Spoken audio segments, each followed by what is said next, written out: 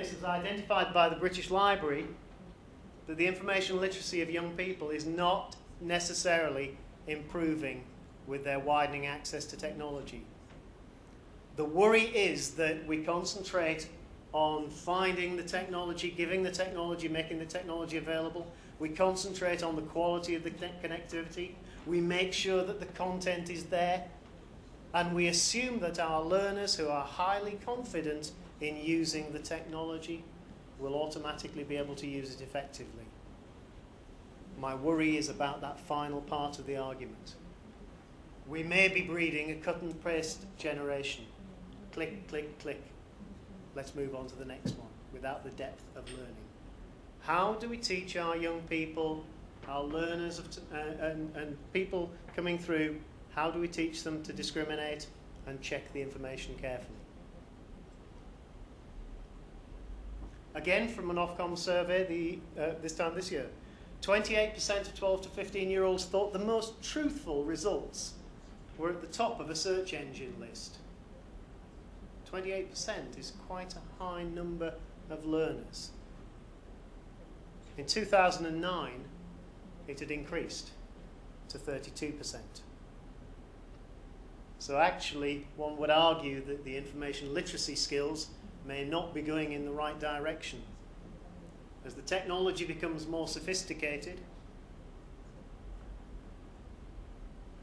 what's unusual about this picture? Famous picture of Keira Knightley advertising a film that came out a couple of years ago.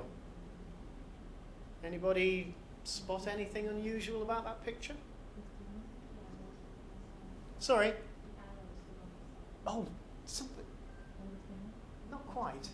But if I show you the original picture before it was photoshopped. Now we begin to see the impact of photoshopping.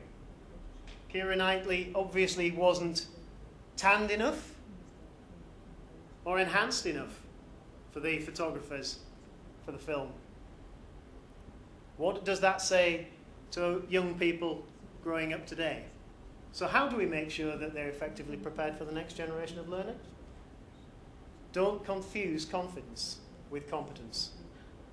They are highly confident, but they will be highly confident if they're never challenged, if they don't have the variety of experiences in order to test this in a safe and secure environment. And I'm not just saying put them onto the internet to make it without checking and testing.